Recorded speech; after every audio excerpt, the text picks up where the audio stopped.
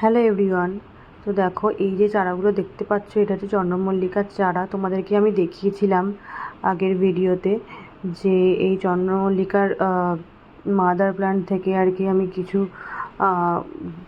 গাছ আর কি ডাল কালেক্ট করেছি, সেগুলোই আমি বসিয়ে দিয়েছিলাম ডালগুলো। তো একটা দেখো, একটা পাত্রে অনেকগুলো প্রায় 10-12টা ডাল বসিয়েছিলাম। তো দেখো সব কটাই বেঁচে গেছে। তো সেটাই আজকে তোমাদেরকে দেখালাম। তো দেখো আমি পিঞ্চিং করে দিচ্ছি।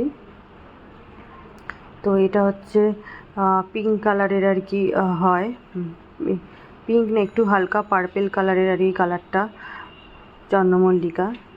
তো দেখো সব কটাই বেঁচে গেছে, সব কটা ডালই বেঁচে গেছে।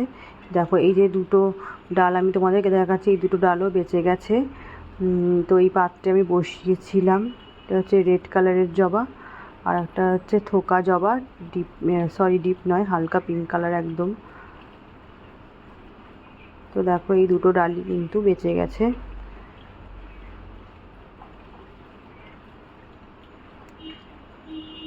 তো এগুলো আলাদা আলাদা টবে বসাতে হবে, এই চন্দ্রমল্লিকার চারাগুলো।